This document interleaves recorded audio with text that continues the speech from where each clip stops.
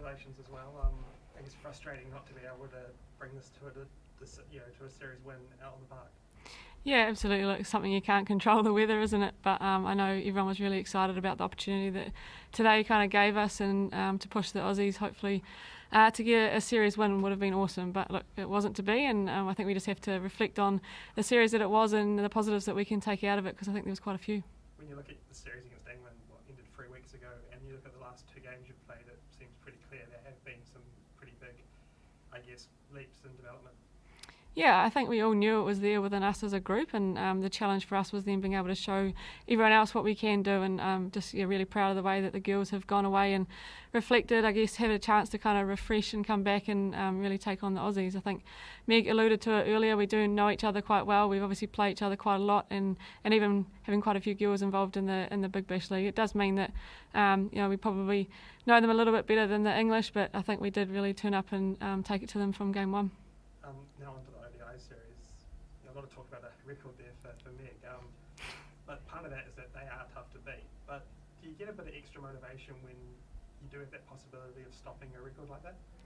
I don't think it's necessarily extra motivation around the record. I think it's more just around who we're playing. I think we know what quality team that they are, and I think we saw in the last T20 game that any time you're to beat Australia, it's a really big moment for us at the moment, and an enjoyable one. So I think if we were able to tip them up, I think it would be a big moment for us, regardless of stopping them getting a record or anything like that. It's just about going out and performing in each game and really trying to look for that win. And just on Sophie, it's obviously been a couple of tough days for her. But what has the team been able to do in terms of getting around her, given she is the captain? Oh, look, I think, regardless of who it is, we're always getting around each other and providing a lot of support. And I think probably more than anything, being able to go out on the park and play in the way that we have, and just show the work that we've been doing as a group and where she's been taking us as a leader. I think that was probably the biggest thing, is being able to reflect that on the park. Just on that record chat, were you in the room when all the questions were being asked about the record and the record? Is that why? Oh, I didn't pay too much attention to it, to be honest, but look, they've been a quality team, and I think Meg alluded to how long that run of wins has gone over, and shows, like she said, the consistency that they've had. But I think we're under no illusions around that. We've played probably a few of those games that they've managed to get wins and Rose Bowls, and we know how much of a challenge they are. But I think the Rose Bowl for us has always been a tournament or a series, that we really get up for, and it's been one that we'd love to get our hands on. And in terms of the career that I've been a part of, it's always been one we really want to win. So I think there's no extra motivation needed to really turn up for that series. Unfortunate news for Frankie today, obviously, as well, but other players coming in, Lauren, but also Leah. How's she feeling ahead of getting back into international cricket?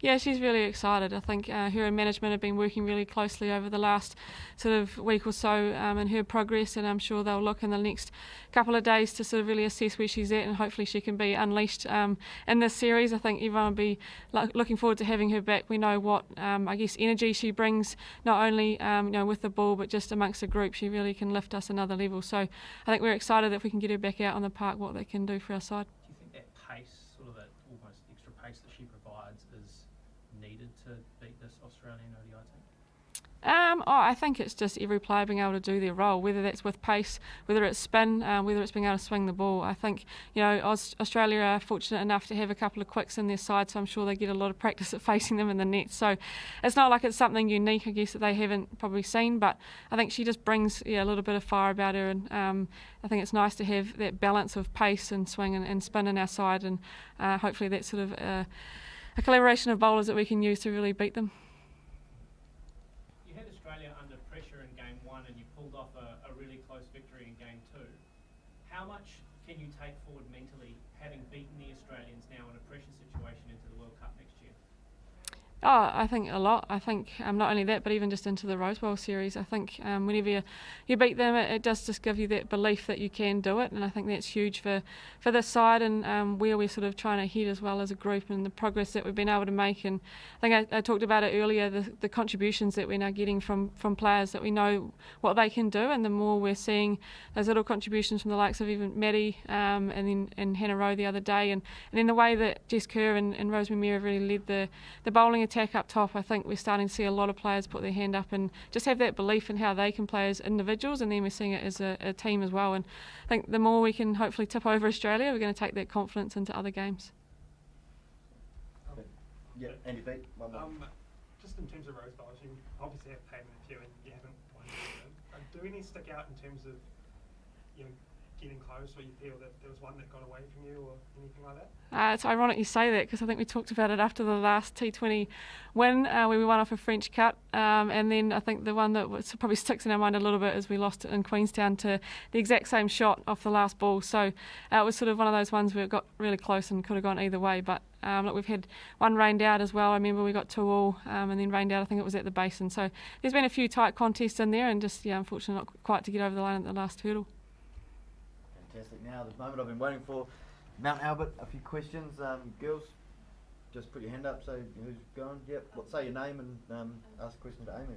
Well, I'm Malika, and I was just wondering, what kind of setbacks have you had in your career, and like if you haven't had any, how did you overcome them? Probably the biggest one for me was getting dropped from New Zealand. So having to kind of deal with that, and to be honest, it allowed me to kind of take a little bit of a step back and refresh and kind of really think about why I play the game, and that came back to enjoyment, and also looking at what I could control. I think too often we think about what everyone else is thinking and not worrying just about ourselves. So I was able to really just enjoy what I was doing, focus on what I could control, and thankfully the performances kind of took care of themselves.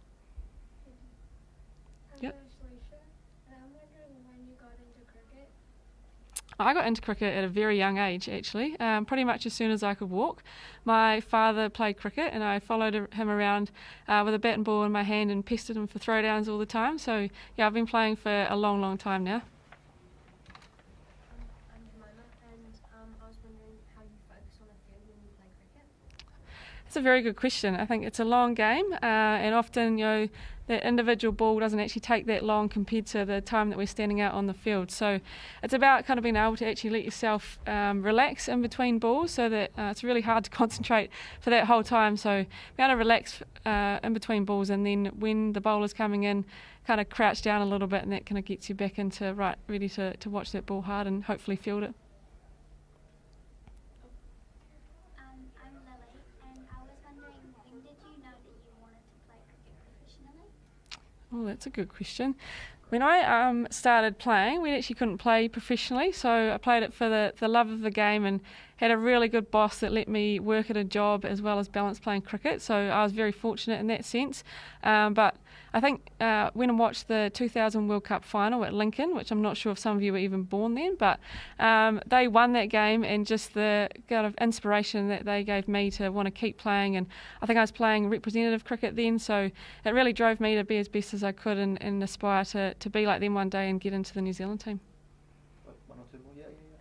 Just when you're batting, do you have different ways of thinking when you play in different kind of games, like ODIs or T20s? A little bit. The T20 format is obviously very fast, as we know. I'm not sure what format you guys play, but probably trying to just stick to the same kind of processes. I think with the batting, it's really easy to let your mind drift and start thinking too much. So try and have a few processes that I do on repeat every ball, and that keeps me focused in, whether it's T20 or 50 over cricket. And to be honest, it's probably more important in the T20 format, because it kind of happens so quickly that your mind can kind of go off in all sorts of directions.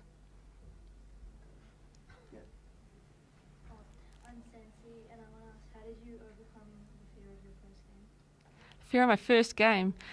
Do you know how long ago that first game was? That was back in 2007 for New Zealand. So were you guys born then? Yeah. Just? There you go.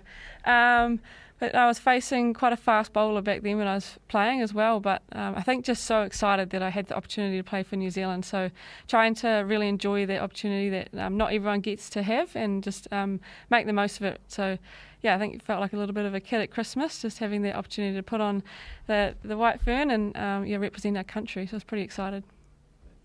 One more, two more, last two. I'm Leah. I was wondering what you think is the biggest lesson that cricket has taught you. Oh, that's a really good question. The biggest lesson that cricket has taught me, not overthink things. I think cricket's a really complicated game if we let it. So to not overthink it, try and keep it as simple as you can and enjoy it. Enjoy it along the way and have a lot of fun. Last two, yeah. What keeps you motivated on the field?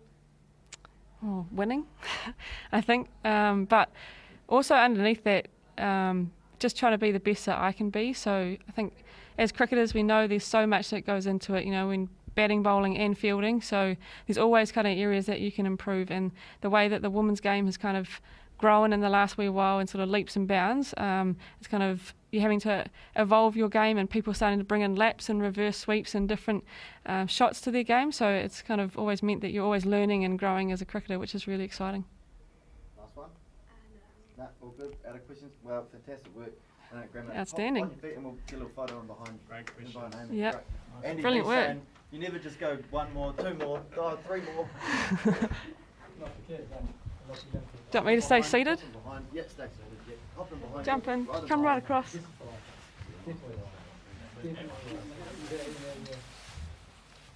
is. Loving that. Loving that. Great work.